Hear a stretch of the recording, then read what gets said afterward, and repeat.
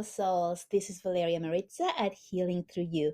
I am an infinite being of light, and so are you. Oh my goodness. Ladies, gentlemen, this past weekend has been an extremely awakening for me. Again, yes, so I have gone through many awakenings, as have you, by the way. What does an awakening look like? What does it feel like? It feels like something that you've known all along, but it finally makes sense. That's it. That's it. It is not a complete revelation that you've never even heard of or knew about or had any awareness of. It is something that you usually are aware of, know about it, think you're working on it, perhaps you are working on it, and it doesn't make sense until it does. And when do things make sense? When you are ready to receive them. So you may read a book and it may make no sense whatsoever. And you just read it and you're like, that was a waste of time. You put it away. Maybe you don't even finish it. And maybe it comes into your life a couple of years later and you start reading it and you still doesn't make any sense. Or you're like, not really speaking to me. You put it away. Or maybe you do get through it and you kind of think about it and that's about it. And then, maybe somebody else is talking to you about it and everything that they're saying resonates with you. And then they say, oh yeah, I got this information or I got this revelation or this understanding from this book. And then you remember, wait a second, that's the book I've read, or that's the book I have, or that's the book I just put down. And then finally, because you heard it from somebody else in a different way, it makes sense to you. And then you go back to the book and every single word that you read makes sense to you.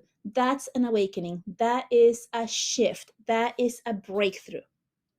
So a lot of people who are going through their spiritual awareness or their spiritual journey, and they haven't done this before, or they haven't received help or support in their journey, and they're doing all of this on their own. A lot of time, what happens is that we have this thing in our head thinking that an awakening or a breakthrough is supposed to be something new, something big, with all the lights and the whistles and the fireworks and the change. And it's like, duh, right? It's like God coming up or showing up to you in your room. And when we don't have or we don't experience these things, we think that we failed, or we think or we feel that we haven't really learned anything, moved through things. We think that we haven't actually gone through anything.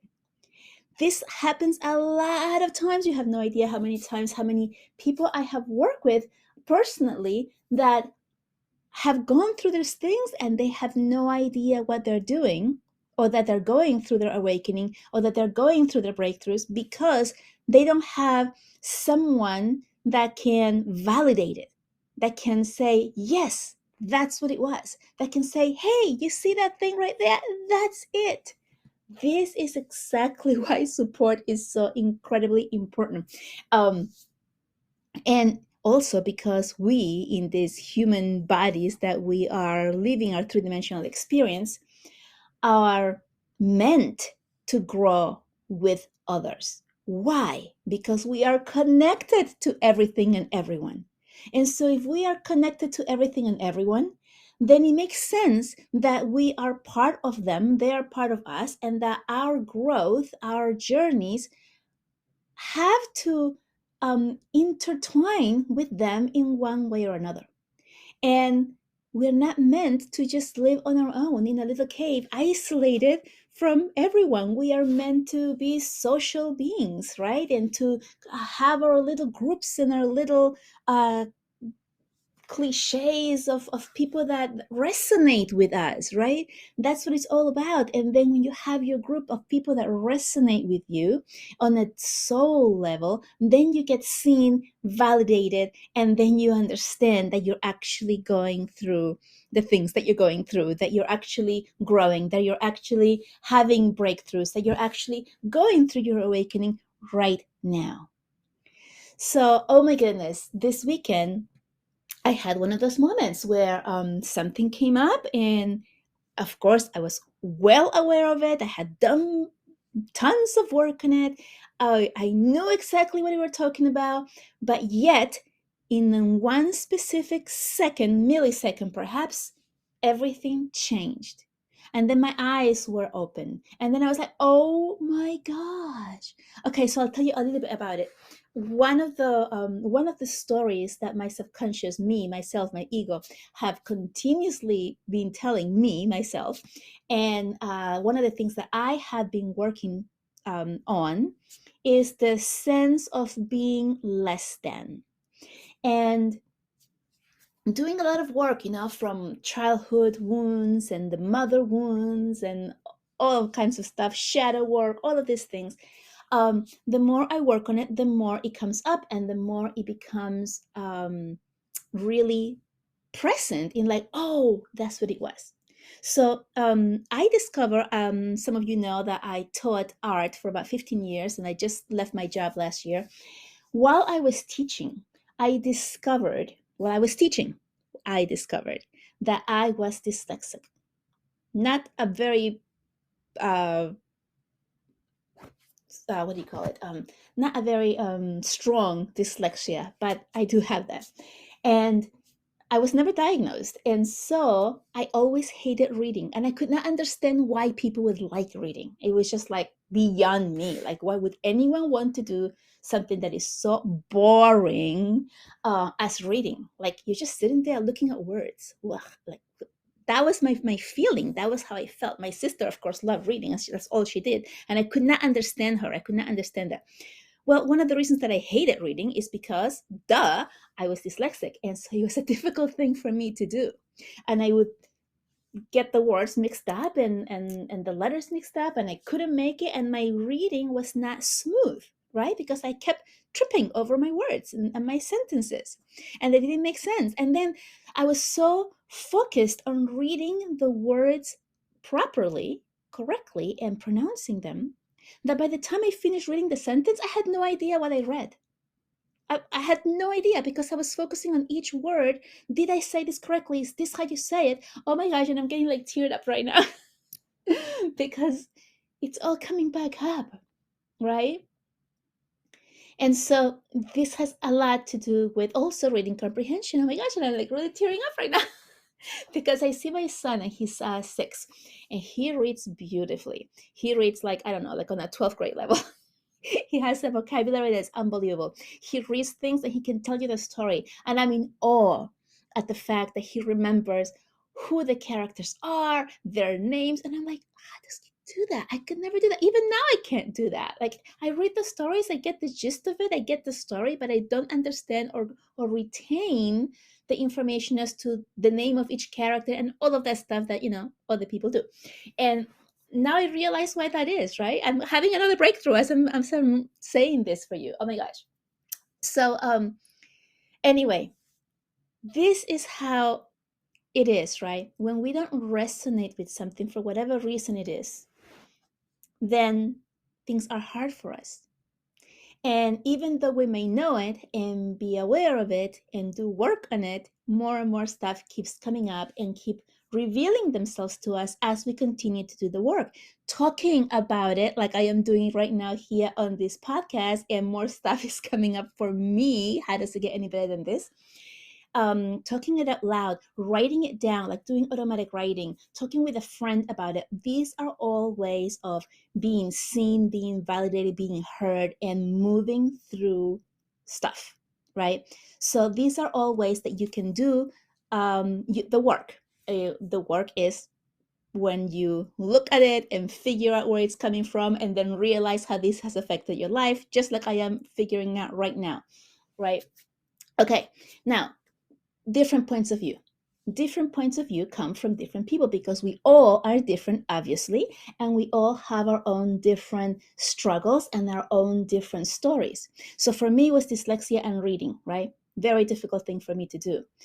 However, I am a visual artist, right? So I've always been very interested in things being beautiful and smelling gorgeous and the way they feel and the dance and all of those very kinesthetic things, right? I'm a very kinesthetic learner. And I paint, right? I do artwork, and it speaks to me.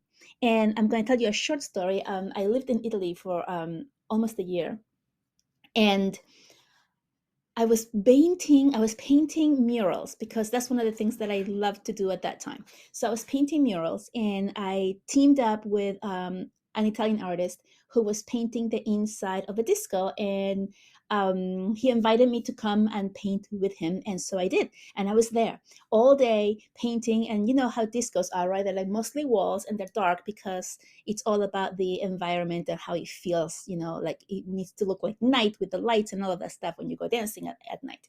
So pretty much no windows and just walls, and there I was painting, and oh my gosh, I felt so alive, and I was so happy doing this, and the hours would just go by. They would just go by, and then it's like, oh my gosh, it's already time to go. And I was just so happy because why? Because I was doing something I love. So kind of like my sister when she was young and she was reading, and I could not understand why she wouldn't put down that book because she was so immersed in something that she loved. So it was resonating with her, right? So for me, painting a mural on the wall was resonating with me, and I was getting lost. I was forgetting to eat. I was just having so much fun doing this because it resonated with me, with my frequency, right? And then later on, I was talking with another friend, and they made a comment. And the comment was, "Ah, you're in there looking at a wall all day long," as if it was a horrible thing for me to do. Like, how can it get even worse that you have to stay in an inside and look at the same wall all day long? That's like horrible. And I felt like, oh my gosh, that's how I felt about my sister reading, because I couldn't I couldn't read. I couldn't read nicely. I didn't understand anything. It didn't resonate with it. And so this other person didn't resonate with my visual connection, right? My visual frequency of art and being able to see what wasn't on the wall yet because it's in my mind and I'm translating it as I am painting, right? That whole connection of conscious and subconscious of what is in your mind, what is in the imagination, and then making it appear on the three-dimensional world, right? It's kind of different from actually completely opposite of reading, right? Because when you're reading the physical words, and it's going into your mind and is creating a complete beautiful story in the subconscious, in the unknown, right? Because every reader sees things differently as they are reading. So it just dawned on me like, oh my gosh, like how can they even have that point of view? Like I'm having so much fun, but they don't see it. They don't see it because they don't resonate with us, right? And it's a great way to understand that whatever it is that we resonate with is part of us, is part of our path, our learning, our beauty, our growth. And whatever doesn't resonate with us isn't. And that is okay. And so, whatever it is that you love to do and you love to get yourself into, that you get lost in it, right? Some people get lost gardening, some people get lost cooking or baking, right? These beautiful, amazing artists who create gorgeous cakes or pastries or desserts, right? And that's their art. And they have it down to a science, right? They know exactly what to do to make this look amazing and also taste wonderful, right? So these are the things. These are the things that make us differently. And when we are in that flow, in that state of flow, that everything is just moving along with us and we're just in loving it, and then we meet with the rest of our family or the rest of our friends or the rest of the group of people that we know, and they don't resonate with us, which is most of the time. And they make comments like the ones that they made to me, like you're looking at the wall all day long. And I'm like, that's not what I'm doing at all. Or like if I had said to my sister, which I never did, but I did think it, how can you sit there looking at the book all day long? Right? I had no idea that she was having this amazing, incredible journeys in her head as she's reading, right? I couldn't relate to that. I didn't say it to her, so that's the good thing. But in today's world, we have so many outspoken friends and families that are trying to help us. And so they think or they believe that by telling us how horrible our life is, or how horrible our path is, or what we're doing or we're choosing to do, that they're actually helping us. But yet they don't, right? And a lot of times when we are not sure ourselves of what we're doing, it makes us feel a little bit smaller or a little bit wrong or a little bit like, is this really what I'm supposed to be doing? Because nobody else around me seems to see this. And that is the importance of finding your tribe, finding people that are like minded. This is why artists hang out with other artists, writers hang out with other writers, right? Because they're people that can relate to to your frequency, to what you're doing. Healers hang out with other healers, right? They exchange different um, experiences, different modalities. They help each other, right? Why? Because if I go to speak to somebody who has no idea about this or who is not open to it yet, they look at me like I'm crazy, right? And you know what I'm talking about. It was so incredibly difficult to come out as a healer, coming from a regular, normal work of line of work, which was teaching, into doing this, which is like nobody understands it, right? Really? Nobody understands it? Nobody understands it except people in my niche now, right? I have found my tribe. If you have a tribe that understands your frequency, then you are seen, you are heard, and then you're able to continue to do the work to continue to evolve as a soul, as a person, and to find the joy in your everyday life, because that's what it's all about, right? You continue to create things in this lifetime. You continue to make new things, new creations in your life. You create yourself, right? You're not the same person that you were a year ago, or 2 years ago, 5 years ago, 10 years ago. You're completely different. Look at it. Look at your life, how it is right now. It's different. It's very different. It's better. Some of you may say, no, actually, it's not better. Yes, it is. Just look at the positive things. Look at how far you have come by. And as you are in your group of people who resonate at the same frequency as you, who are singing the same tune as you are, who are seeing you, loving you, and growing with you, then when you have an epiphany, or when you have a breakthrough, or when you have an awakening, another awakening, as I'm calling mine, um, then you have someone to validate you. And that is so important, because if you don't have someone to validate you, then it doesn't happen. It's kind of like, I think I just made that up. Right? That's what happens. Well, our ego wants to keep us safe, and it starts to deny it. It starts to deny the fact that you even had a thought about a breakthrough, that you even went through that you actually felt something. So it's important to speak it, write it, share it. And it is also extremely important to have someone there to give you feedback, or to just say yes and affirm you, to listen to you. It is so important. Without that part, it's much more difficult to continue growing.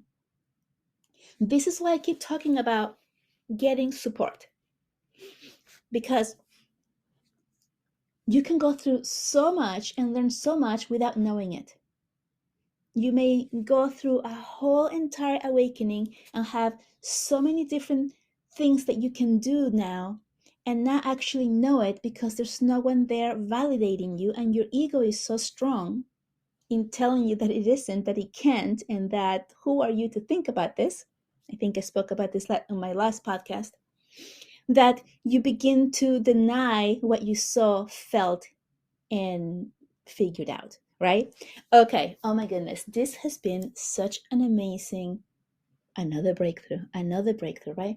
Like, I am just in awe at so much beauty, so much love, so many aha moments. I know that you are going through these as well. I know, because we're all awakening. The collective is awakening. And so the energy, the frequencies are higher for all of us. We are all elevating the frequencies of the planet. And it is very contagious. And so whether you like it or not, or whether you know it or not, your frequency is also rising. And it's because of that that we are clearing so much more, becoming aware of so much more, going through breakthroughs so much more, getting all of these synchronicities so much more, and putting all of these things together. This plus this makes that. Aha, there it is, right? That's what it is. That's what it's all about. Oh my goodness. I am in such awe about this and the energy and sharing this with you. I really hope that this has helped you understand a little bit more about what it is like to have an awakening or a breakthrough or an aha moment or a synchronicity, all of these things, because really they are just like this. And how does it get any better than this, that I had that one aha moment as I was talking to you? Like the fact, and I'm going to repeat it just in case you missed it. That's what they're telling me. Um, the fact that when I read something and I finish the sentence, I'm like, I have no idea what I read, because I've been putting so much attention to each word and how to see it and repeat it and pronounce it properly, that I have no idea of the content of what I just read. Now I'm so much better. Thank goodness for that, right? Now I'm able to read and get more of the stuff. I still cannot tell you the name of the characters or the town or like specific things like that, but I can get so much more. And also now, because they have all these audible books, which are amazing for me, I can get so much more, right? Because I also can learn that way without the stress of being able to put the words together and figure out what they meant. Oh my gosh. Okay. I am going to let you go. What an amazing podcast this was. What an amazing episode. I hope that you can see in yourself some of the things that I am talking about. I hope that you can recognize your aha moments and understand that some of these are your breakthroughs, that they are your awakenings.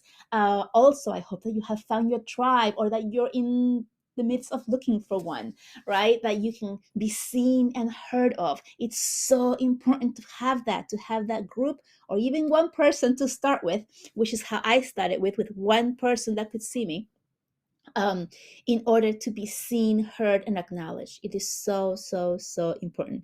All right, guys, I love you so much, and I will see you soon. Bye bye.